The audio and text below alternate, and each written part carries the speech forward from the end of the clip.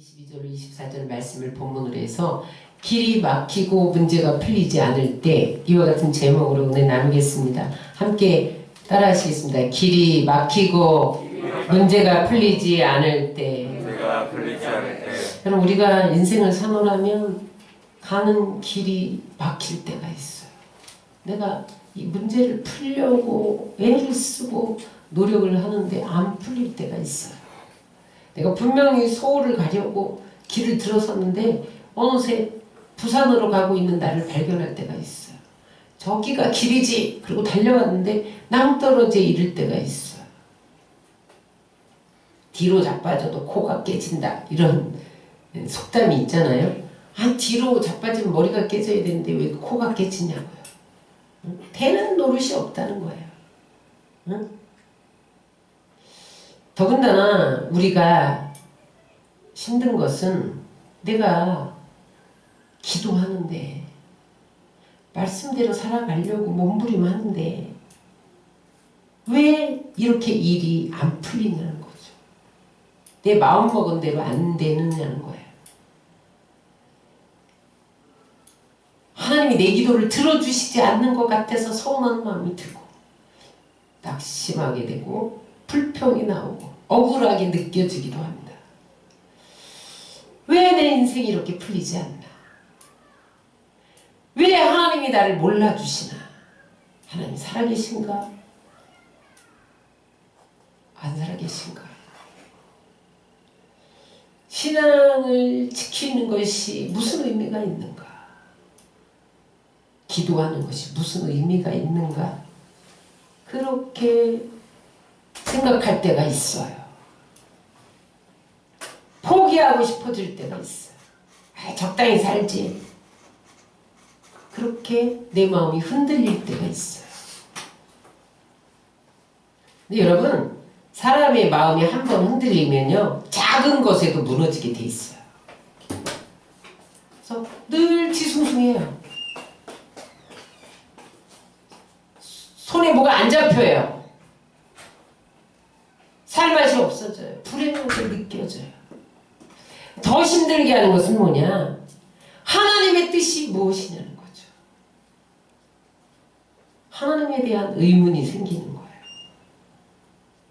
그러다 보면 하나님이 도대체 나를 향한 계획이 뭡니까? 그런데 그게 안 들려요. 안 보여요. 그러면 하나님에 대해서 내 마음의 문이 닫혀져요. 교회는 나가서 뭐해? 이렇게 되는 노릇이 없는데. 기도는 해서 뭐해? 하나님이 아무 응답도 없는데. 이럴 때 우리는 어떻게 해야 하냐는 거예요. 우리의 가는 길이 막히고 문제가 풀리지 않을 때 우리는 어떻게 해야 할까요? 오늘 히스기야 왕과 사도 바울의 이야기를 통해서 그 방법을 알아가길 원합니다. 첫 번째, 히스기야의 사망 선고가 우리에게 주시는 메시지가 있어요. 왜 길이 막히고 문제가 풀리지 않느냐? 따라하세요. 하나님만 바라보게 하기 위해서 하나님만 바라보게 하시려고 하나님은 우리의 길을 막으실 때가 있다는 거예요. 우리의 인생이 풀리지 않을 때가 있다는 거예요. 이사야 38장 1절로 6절에 보면 히스기야가 죽을 병이 든 이야기가 나옵니다. 1절만 읽겠습니다. 시작. 그때에 히스기야가 병들어 죽게 되니, 여기까지만 읽겠습니다. 여기 본문은 그때에 히스기야가 병들어 죽게 되었다. 그렇게 시작합니다. 그때 이 말 속에 무엇이 포함되어 있냐면 히스기야가 지금 병들 상황이 아니라는 거예요. 죽어야 할 상황이 아닌데 갑자기 병이 들어 죽게 되는 상황을 만났다는 거예요. 갑자기 가는데 길이 확 막혀버렸다는 거예요. 여러분, 죽을 길을 더 이상 뚫고 갈 사람이 있나요? 죽음의 문제를 해결할 사람이 있나요? 이건 무슨 말이냐? 인간으로는 해결할 수 없는 문제를 만났다는 거예요. 아무리 박차고 나가려고 해도 우리의 힘으로 뚫리지 않는 길이 있다는 거예요. 그때에, 여기 그때는 어떤 때냐? 유다가 우상을 숭배하고 불의를 행하니까 국군이 쇠퇴하게 이르렀어요. 그래서 외세의 침입을 받고 국력은 쇠해지고 이스라엘이 영적으로 도덕적으로 타락할 때입니다. 근데 그때 히스기야 왕이 분연이 일어나서 종교개혁을 일으켜요. 그래서 바알 신당, 아세라 신전 다 부수고 다시 유월절을 지키게 하고 그 다음에 성전을 수축하고 그가 하나님 앞에 엎드려서 기도하면서 백성들에게 선정을 베풀어요.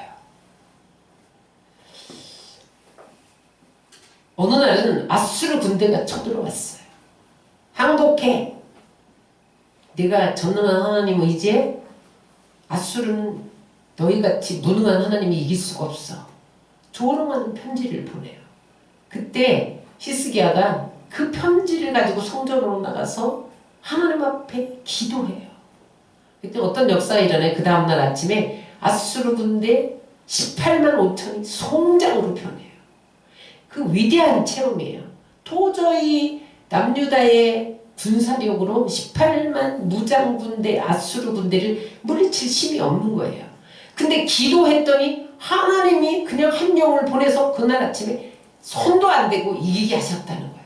이런 큰 체험을 하게 돼요. 그래서 이제 안심하고 편안하게 살 수 있으려니 생각하는 바로 그때 죽을 병이 들었다는 거. 왕의 주치의가 백방으로 약을 알아보고 내가 모든 치료의 방법을 동원했지만 안 됩니다. 야, 왕의 주치의가 누구예요? 그때 남유다에서 가장 치료를 잘하는 의사였단 말이죠.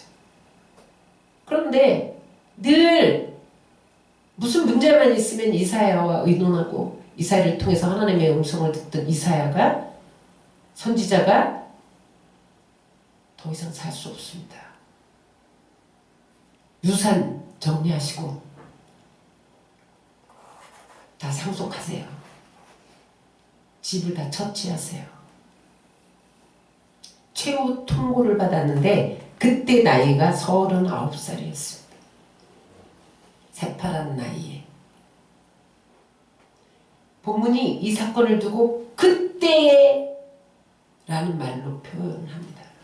모든 것이 평정되어 가고 위세는 물러가고 이제는 편히 쉴 수 있을 그때에 죽음의 문제가 다가왔다는 거예요. 무슨 말이냐? 왜 그때에? 이렇게 시작하느냐? 우리가 인생을 살다 보면 천신만고 끝에 태산을 넘을 때가 있어요.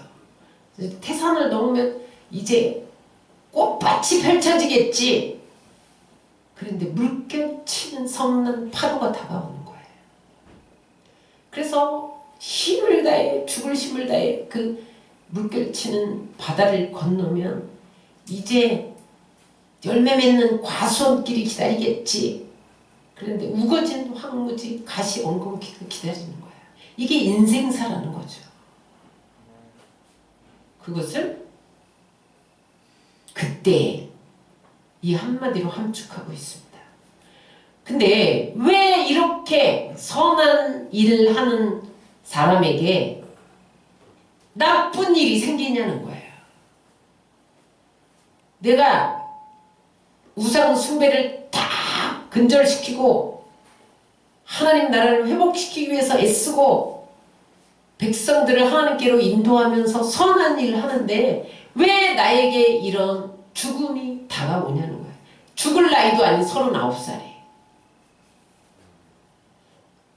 그때에 그가 뭐라고 기도하냐면, 하나님, 만약에 내가 죄로 인해 이렇게 병들어 죽게 되었다면 죄를 용서해 주시고 내가 지금까지 선한 일한 것을 기억하여 주옵소서. 그러면서 눈물로 기도합니다. 이사야 38장 3절입니다. 시작. 이르되 여호와여 구하오니 내가 주 앞에서 진실과 전심으로 행하며 주의 목전에서 선하게 행한 것을 기억합소서 하고 히스기야가 심히 통곡하니.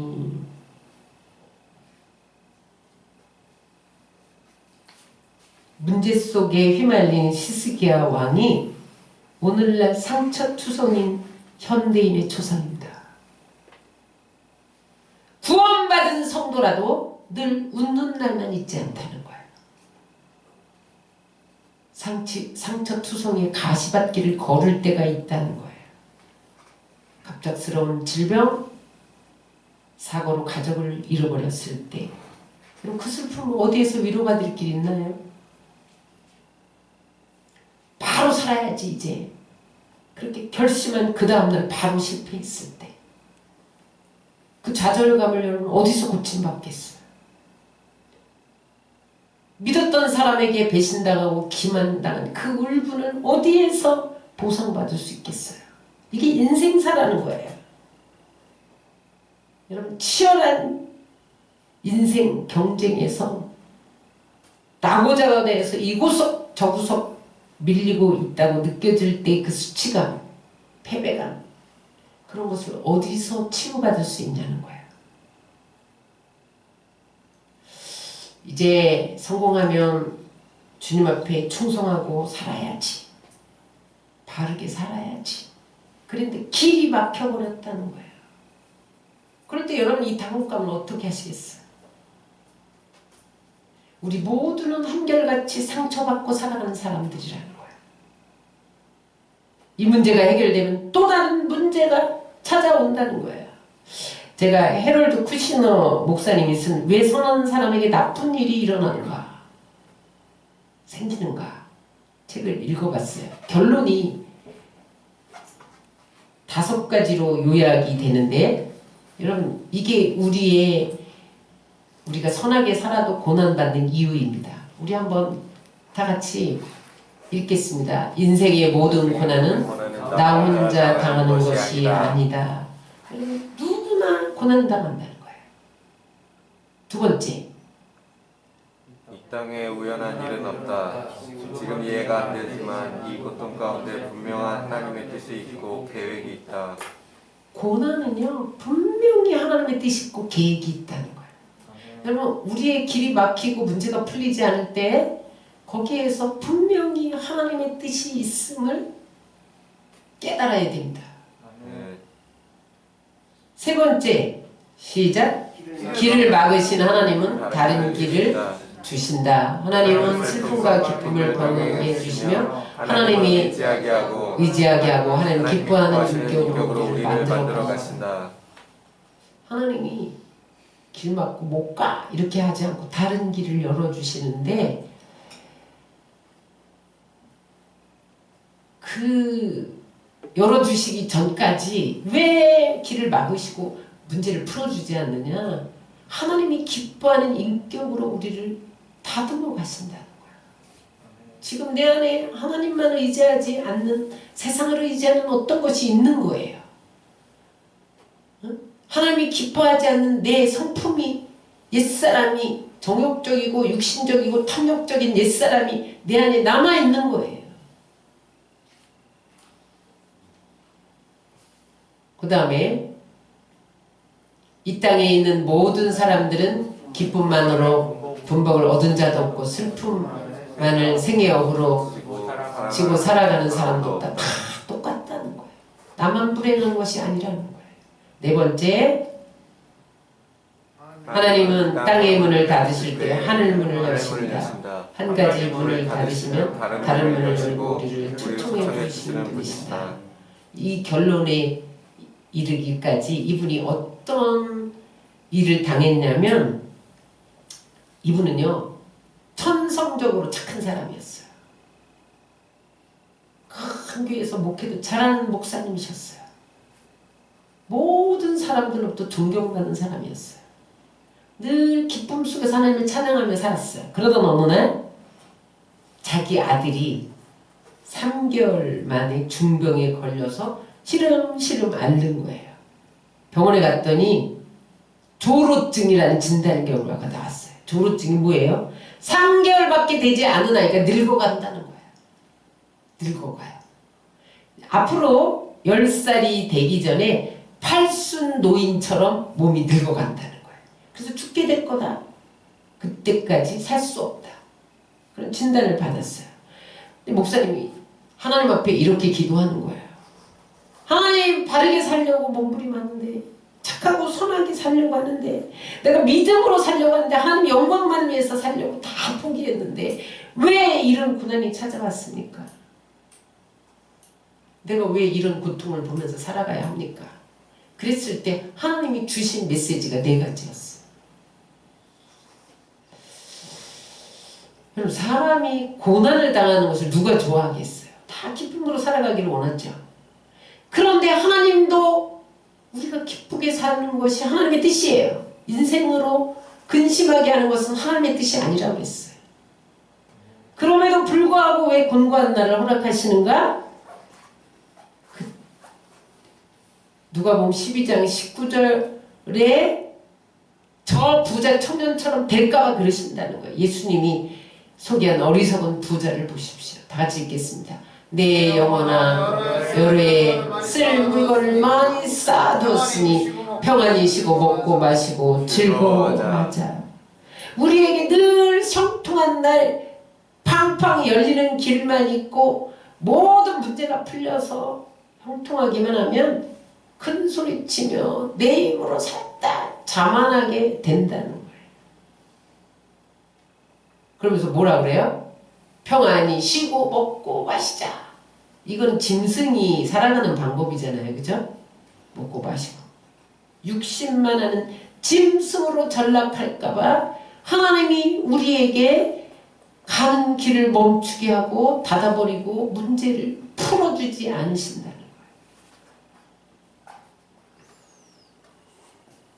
하나님은 이 놀라운 고난과 형통을 병행시키는 조화 속에서 하나님의 지혜를 얻게 하고 아름다운 인격으로 우리를 다듬어 가시고 하나님만 의지하게 하고 엎드려 하나님을 찾게 하신다는 거예요.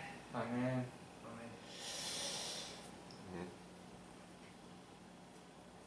문제를 푸는 법이 중요합니다. 오늘 헤럴드 쿠시너 목사님이 체험했던 것처럼 모든 사람은 누구나 고난을 당하는 거예요. 문제 없는 사람이 없는 거예요. 그런데 문제는 뭐냐? 그 문제를 어떻게 푸냐는 거예요. 문제를 푸는 방법이 한 4가지 정도가 있습니다. 사람마다 일반적으로. 첫 번째, 긁어 부스런 형이 있어요. 내 경험, 재주, 인간적인 방법 가지고 이리 뛰고 저리 뛰다 문제를 더 키우는 형. 이게 긁어 부스럼 형입니다. 두 번째, 절망형이 있어요. 티끌만한 문제만 있어도 걱정이 태산이야. 낙심하고 절망해. 해보려고 하지 않아요. 백치형이 있습니다. 문제가 있어도 잘 먹고 잘 자. 응? 문제 생각조차 안 해. 백치형입니다. 지혜형이 있습니다. 문제가 있을 때마다 아주 지혜롭게 쉽게 풀어내는 형. 물이 깊은 것은 문제가 아니에요. 수용할 수 없음이 문제예요. 문제는 다 있는 거예요. 길이 막혔다고 다 망하는 게 아니에요. 더 넓은 길을 찾아가는 사람도 있어요.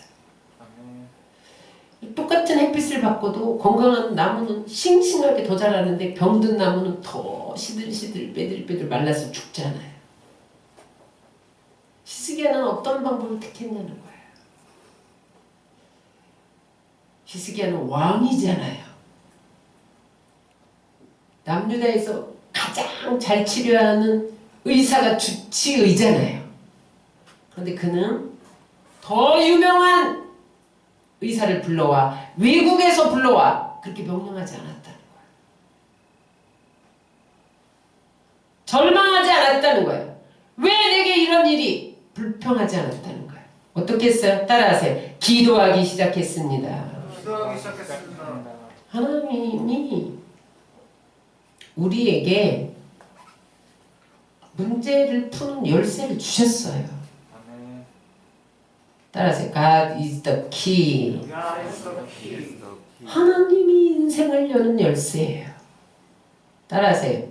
Bible is the key. 바이블 is the key. 말씀이 인생의 문을 여는 열쇠예요. 아멘.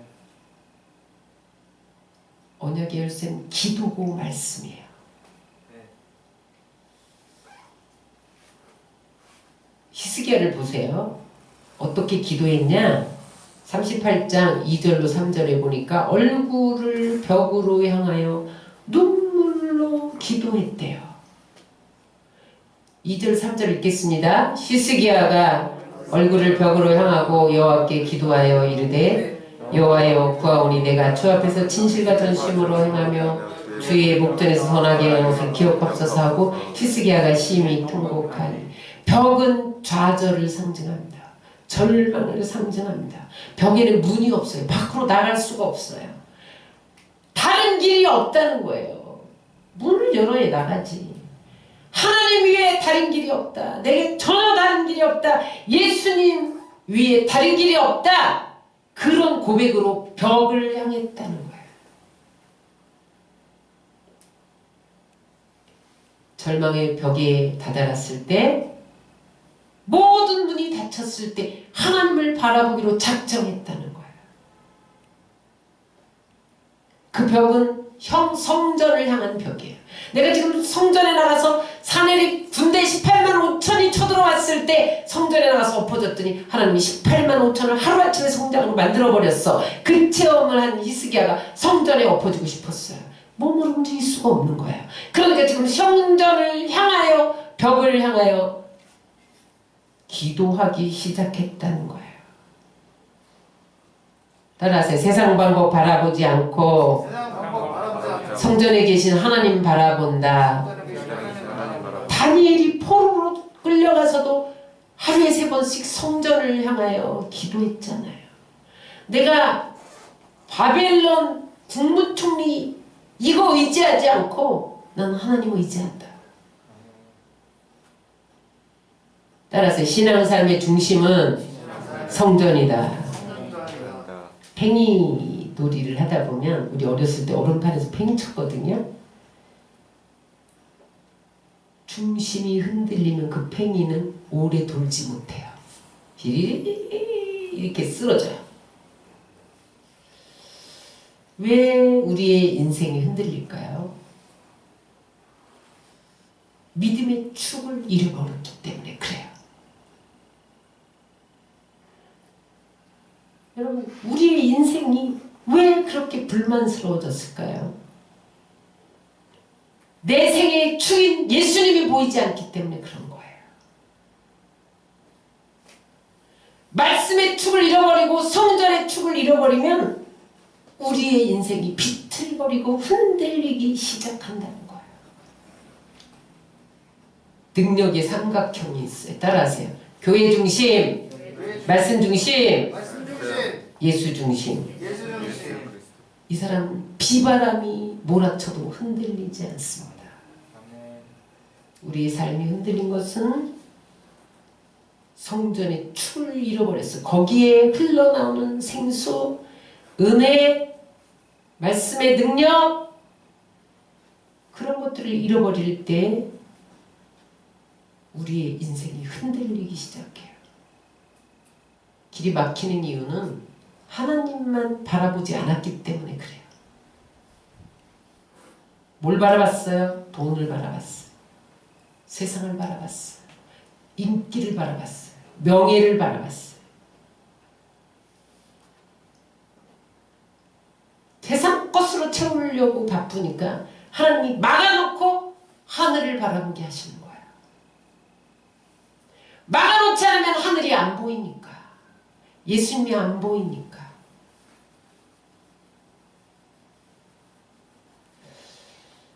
앞도 뒤도 다 사방이 팔방이 막히면 좌우로 돌아갈 수도 없고 땅으로 꺼질 수도 없을 때 하늘 문이 보이는 거예요. 그래서 하나님은 우리 가는 길에 브레이크를 확 밟고 스탑 딱 막아버립니다.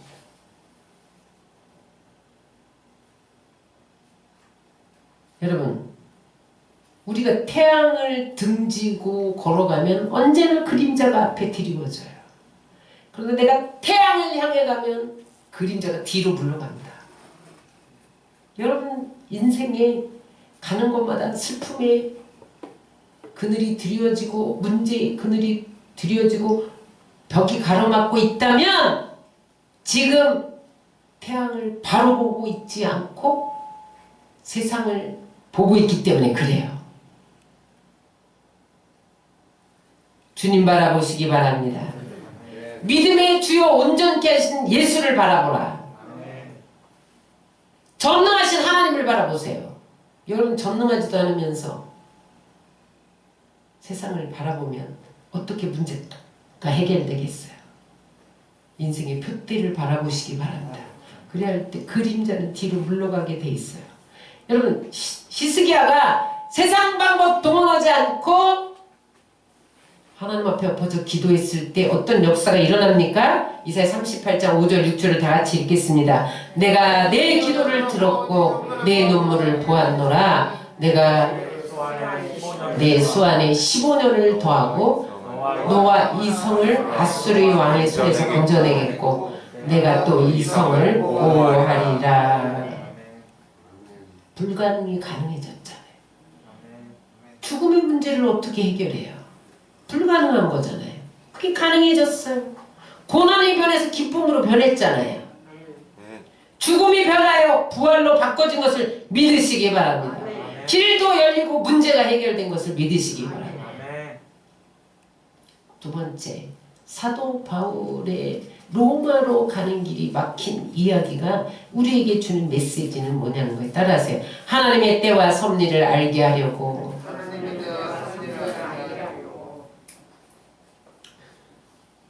바울은 땅 끝까지 복음을 전하는 게 소원이었어요.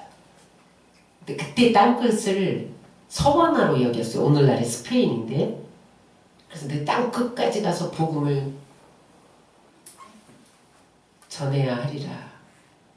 그런데 땅 끝까지 가면 로마로 가야 돼. 그때 모든 길은 로마로 통했잖아요. 로마가 세계의 중심지였잖아요. 그래서 내가 로마로 가야 땅 끝까지 가기 때문에 로마로 갈 계획을 세웠어요. 그런데 시도만 하면 번번이 실패를 하고 가는 길이 막히는 거예요. 참 이상하죠? 로마에 관광하러 가는 것도 아니고 비즈니스 하러 가는 것도 아닌데 오직 복음을 전하러 가는데 열리지 않는 거예요. 분명히 하나님의 뜻인데 안 열리는 거예요. 자꾸 정반대로 상황이 꼬이는 거예요. 이럴 때 우리는 어떻게 해야 되나요? 따라서 하나님의 뜻이라도 때를 분별해야 한다. 여러분 하나님의 계획과 인간의 계획에 차이가 있어요. 분명히 하나님의 뜻인데 하나님의 때에 하나님이 이루시기를 원하세요. 그래서 우리가 해야 할 일은 뭐냐? 나는 하나님의 뜻을 알았어. 그 다음에는 어떻게 해야 돼요? 하나님의 때를 분별하고 기다려야 돼요. 때를 기다리지 못하고 급한 마음으로 나갔다가 낭패를 당합니다. 큰 문제가 터집니다. 하나님 왜 기다리게 할까요? 왜? 따라하세요. 준비되지 않았다. 지금 주시면 세상으로 빠진다. 감당할 그릇이 준비되지 않았다. 그래서 하나님은 우리를 기다리게 하시는 거예요. 기다리면서 뭐 해야 돼요? 뭐 해야 돼요? 기도해야 되는데 이게 하나님이 기뻐하는 일인가 나의 욕망인가? 하나님의 뜻인가를 계속 분별하면서 엎어져야 돼. 그게 믿음이에요. 아멘. 많은 사람들이 낭비야. 이렇게 오래 기다려야 돼. 하나님이 이루실 때까지 기다리는 시간은 낭비가 아니에요. 탐정 소설을 보면 흥미진진하잖아요. 근데 그 읽는 독자들은 긴장해요. 조마조마해. 근데 그 탐정 소설을 쓴 작가는 긴장하지 않아요. 왜냐하면 이미 스토리 전체를 알고 있기 때문에. 하나님이 그런 분이에요. 하나님은 타이밍의 귀재예요. 성경에 가장 잘 표현하고 있는 것이 에스더서입니다. 에스더서는 하나님이란 말이 하나도 없는데 하나님이 섭리해가는 책이에요. 왕의 신복 하만이 문지기로 있는 유다인 모르드게가 자기에게 절하지 않는다는 것 때문에 화가 났어요. 네가 포로 주제에 내가 누군데 나한테 경례를 안 해? 너 어느 출신이야? 조사해보니까 유다 출신이야. 내가 너는 물론 유다 민족을 말살시키리라. 여러분 사람이 이렇게 악해요. 내게 절 한 번 안 했다고 민족을 말살시킬 생각을 하는 게 인간이라니까요. 그리고 음모를 꾸밉니다. 모든 것이 하만이 계획한 대로 착착 진행이 되고 있어요. 모르드게 쪽에서 보니까 숨도 못 쉬겠어요. 너무 악이 급속도로 잘 나가고 있으니까. 그런데 모르드게를 죽이려고 장대를 준비한 전날 밤에 왕이 잠이 오지 않습니다. 그때 잠이 오지 않으니까 왕실의 실록을 가져와라. 그래서 왕궁에서 일어난 모든 일이 기록된 실록을 읽기 시작하는데 그때에 왕을 암살하는 음모를 모르드게가 막았다는 것이 실록에 기록된 것을 처음으로 발견합니다. 그래서 걔 없느냐? 하만이 네, 저 있습니다. 이렇게 왕의 암살 음모를 막은 사람을 내가 어떻게 하겠느냐? 아유 왕이요. 저를 두고 하시는 말씀이죠. 그러면서 왕복을 입혀서 말에 튀어서 옆에 사람을 붙여서 왕에게 이렇게 한 사람은 이런 대우를 받는다. 이렇게 하십시오. 네가 가서 해라. 모르드게 태워서. 완전히 반전이 일어나죠. 여러분 왕이 잠이 안 온 때가 하나님의 때예요. 아멘. 우연이 아닙니다. 하나님은 정확한 순간에 개입하세요. 하나님의 타이밍은 절묘합니다. 그래서 모르기를 달려던 장대에 하만이 달리고 유다 백성들을 멸절시키려는 음모는 단번에 숲으로 돌아갑니다. 그런데 여러분 보세요. 이게 그냥 우연의 일이에요? 에스더와 온 백성이 금식하며 기도하는 과정이 있었다는 거예요. 하나님만 바라보게 하기 위해서 하나님의 때를 기다리며 하나님의 섭리를 발견하기 위해서 그들은 금식하며 하나님 앞에 부르짖었다는 거예요. 왜? 하나님이 금식하는 과정을 기다리셨을까요? 하나님이 하셨다는 것을 알게 하려고. 아멘. 여러분 우리는 그냥 일이 진행되면요 하나님이 하셨다고 믿지 않아요. 분명히 하나님이 하셨는데도 지나고 보면 내가 했지 무슨 하나님이 해. 이렇게 변하는 게 사람이거든요. 성경 전체에서 이런 하나님을 만날 수 있어요. 이스라엘의 출애굽 역사를 보세요. 출애굽 시켜놓고 바로 왕이 뒤틀렸잖아요. 다시 잡아와. 애국 군대가 쫓아고 앞에는 홍이고 길이 막혔어요. 갈 길이 없어요. 이제 다 바다에 빠져서 죽어야 돼요. 그때 하나님은 홍해를 갈라버리잖아요. 사람에겐 방법이 없어도 하나님에겐 방법이 있다. 하나님에게 방법이 있다. 배도 없는데 홍해를 어떻게 건너? 다 다 들어가서 죽어야지. 하나님이 바다 밑에 길을 숨겨놓으셨다니까요. 여러분, 우리는 한 길밖에 몰라요. 그런데 따라서 하나님은 과거, 현재, 미래를 동시에 보고 계신다. 우리 눈앞에 것밖에 못 보잖아요. 과거도 다 보고, 현재도 다 보고, 미래도 다 보고 계세요. 그래서 여러분, 하나님의 계획은 분명히 나의 계획보다 낫다. 때를 기다리시기를 주의 이름으로 축원합니다. 잠언서 16장 9절입니다. 시작. 사람이 마음으로 자기의 길을 계획할지라도 그 길을 인도하시는 여호와시니라. 모든 걸음 속에 하나님, 당신의 시간을 가지고 하나님이 움직이고 계시다는 거예요. 당장 무엇이 안 이루어진다고 안 이루어짐에 초점을 가지면 안 됩니다. 따라하세요. 우리의 시선은 언제나 하나님께 고정되어야 한다. 하나님이 행동이 느린 분이 아닙니다. 가장 최상의 순간에 가장 좋은 것을 주시는 분이에요. 바울이 로마를 가고자 했던 계획이 수없이 막혔지만 마침내 로마로 가는 길이 열렸는데 죄수로 갑니다. 여러분, 우리는 여기서 의문을 갖게 되죠. 생각이 좀 복잡해져. 아니, 저렇게 복음에서 수고했는데 좀 왕의 마차에 태워서라도 보내야지. 어떻게 죄수의 몸으로 보내냐. 가서 칼에 맞아 죽을지도 모르는데.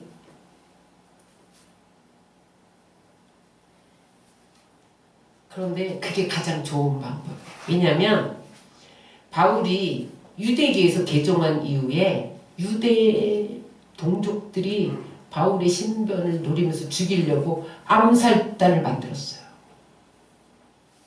곳곳에 생명의 위협이 있었어요. 로마로 혼자 간다. 암살단이 쫓아가서 죽이죠. 그러니까 하나님이 죄인으로 호송해야만 호송 군대 수백 명이 에워싸서 보호해서 로마를 가는 거예요. 하나님이 철저하게 지키시는 것이 죄인으로 가는 거예요. 여러분, 예루살렘에서 로마까지 가려면 교통비 만만치 않죠. 하나님이 한 푼 들지 않게 배로 모시고 가게 하는 거예요. 재판받을 때 고관들을 만나요. 어디서 고관을 만나요? 죄수의 신분에. 응? 근데 그 고관들에게 복음을 전할 수 있는 기회를 얻게 하려고 하는 죄수로 보낸 거예요. 평소에 네 힘으로는 만날 수 없는 사람들. 요셉이 감옥에 가지 않으면 네 힘으로 만날 수 없는 술관원장, 떡관원장, 좌의정, 우의정을 못 만나게 국무총리로 가는 길을 열게 하시려고 감옥에 보낸 거죠.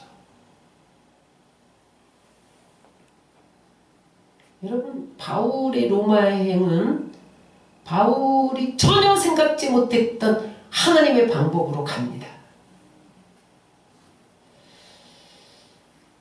여러분, 하나님의 방법은 언제나 풍성해요. 언제나 좋은 것이에요. 여러분, 우리는 한 가지밖에 못 보는데 하나님은 한 가지 속에서 수많은 비밀을 숨겨놓으시고 당신들의 백성을 이끌어주세요. 당장 뭐가 안 되면 죽느니 사느니 난립니다. 왜 빨리 안 돼? 응답이 빨리 안 돼. 응? 내가 교회를 나가나 봐라.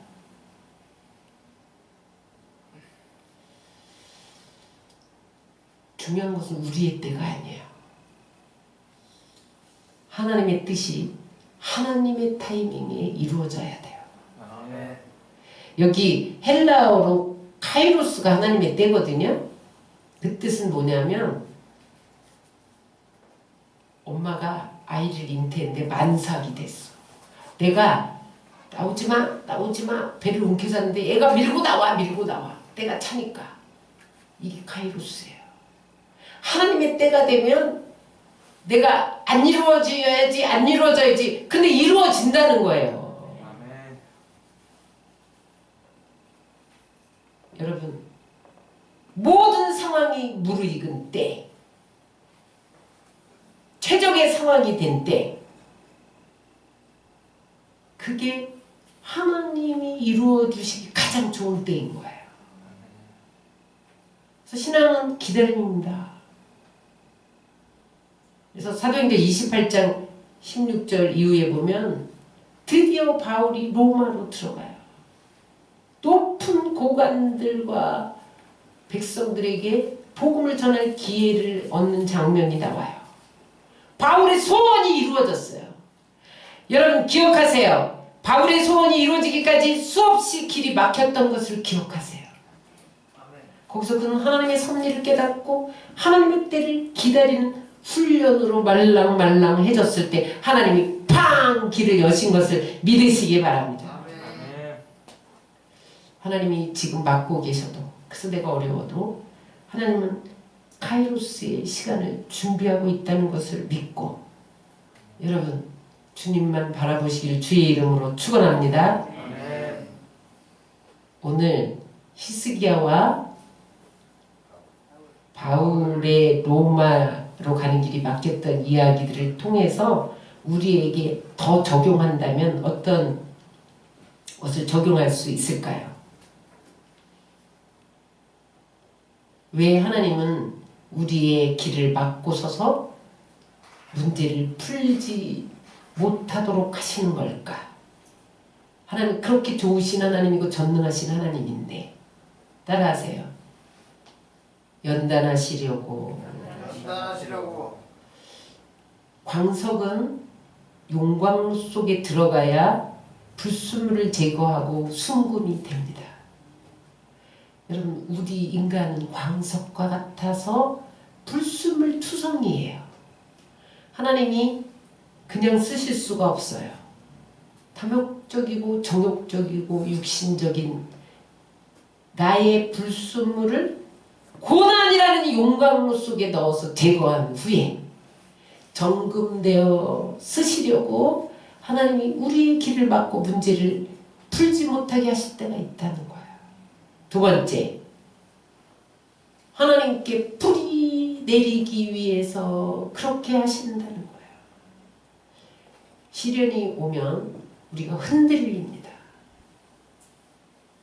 그런데 여러분, 나무는 흔들리면서 뿌리를 내려요. 나무는요, 좋은 환경에서 뿌리 내리는 걸 원치 않아요. 산불이 나서 몸불이 날 때 뿌리가 깊이 내리면서 안 쓰러지려고 몸부림하다가 뿌리를 내립니다. 홍수가 나서 떠내려가려고 하는데 안 떠내려가려고 뿌리를 내립니다.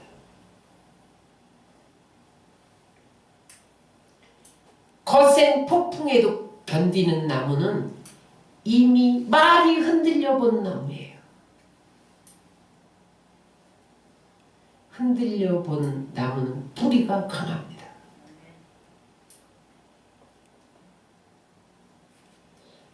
나무가 버티기만 하면 부러지죠.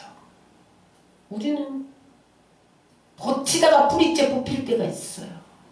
내 힘으로 버티고 내 재주로 버티고 내 가진 것으로 버티고 뿌리는 깊지만 바람이 불 때 좀 흔들려줘야 유연한 나무가 되는 거예요. 자기를 낮출 줄 알아야 돼요. 그래서 고난을 통과한 사람은 뿌리가 깊기 때문에 바람이 부는 쪽으로 한번 흔들려도 뽑히지 않습니다. 우리에게 하나님이 왜 길을 막고 서시는가? 이 문제는 반드시 풀어줘야 되는데 왜 안 풀어주시는가? 하나님께 뿌리를 내려서 세상에 요동치지 말라는 거예요. 세상이 우리를 얼마나 유혹합니까? 돈이면 돼. 다 돼. 안 되는 거 없어. 너 그 자리 올라가 봐. 명예면 돼. 다 돼. 국회의원 한번 해볼래? 그거면 다 돼. 얼마나 유혹하는데요. 그럴 때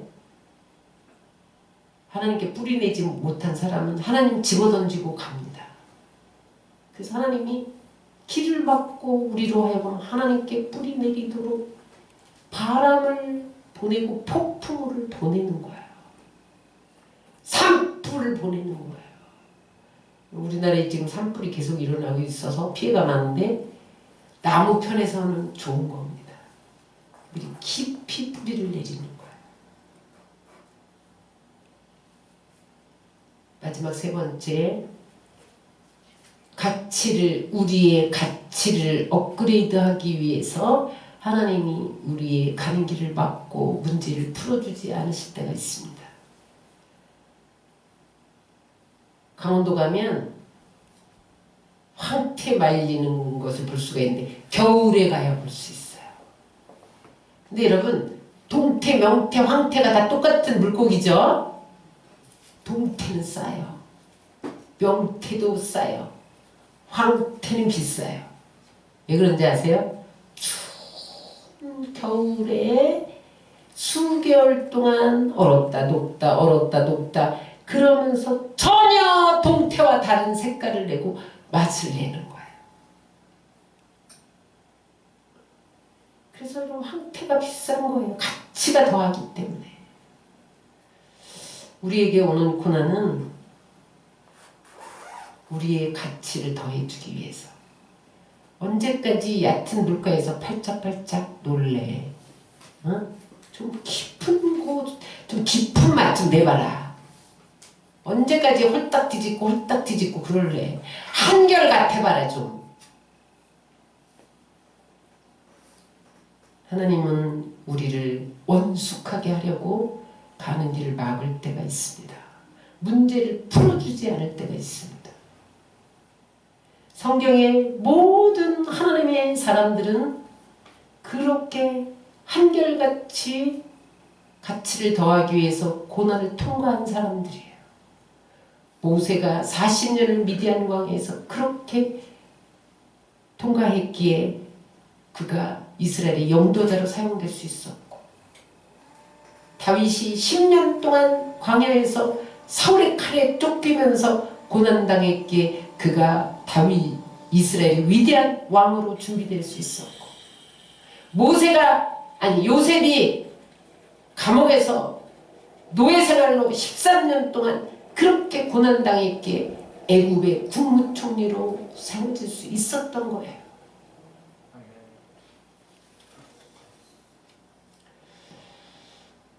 따라하세요. 위대한 사람은 고난으로 주어진다. 하나님 사용하기에 가장 적합한 사람은 고난을 통과한 사람이에요. 그 사람은 어떤 상황에도 원망하지 않습니다. 흔들리지 않습니다. 변절되지 않습니다. 성숙합니다. 더 깊어집니다. 원숭리가 납니다.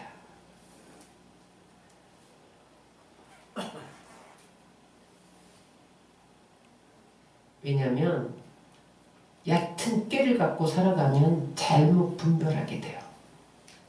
뒷기에 쥐가 넘어진다는 말이 있잖아요. 그릇된 진단을 하게 만들어요. 그래서 하나님이 신중함을 주시려고, 깊이 있는 분별력을 주시려고, 근원을 살피는 분별력을 주시려고 길을 막고 서시는 거예요. 문제를 풀어주지 않는 거예요. 말씀 정리합니다.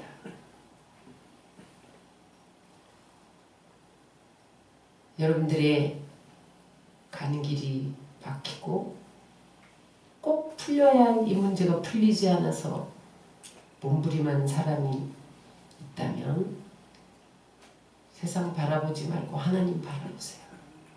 아멘. 세상 것이 너무 많아. 여러분들 안에 너무 많아서 하나님이 막으시는 거예요. 안 풀어주시는 거예요. 지금 줬다가는 세상으로 띵까띵까 놀러 나가기 때문에 못 주시는 거예요. 하나님의 때에 내가 했어! 가장 좋은 곳으로 줄게. 기다리게 하면서 나를 준비시키는 거예요. 연단하셔서 정금되게 하시는 거예요. 하나님께 뿌리 내려 흔들리지 않게 하시려는 거예요. 여러분들의 가치를 더해서 내가 내 사람이야. 내가 내 편지야. 너만 보고 나를 읽을 수 있게 하도록 하기 위해서 하나님은 지금 길을 막고 서시고 문제를 풀지 못하게 하시는 거예요. 다윗의 고백을 읽고 마치겠습니다. 시편 119편 67절 시작. 고난당하기 전에는 내가 그릇 행하였더니 이제는 주의 말씀을 지키나이다. 71절을 다 같이 읽겠습니다. 고난당하는 것이 내게 유익이라. 이로 인하여 내가 주의 율례를 배우게 되었나이다. 이 고백이 여러분들의 고백 되시기를 주의 이름으로 축원합니다.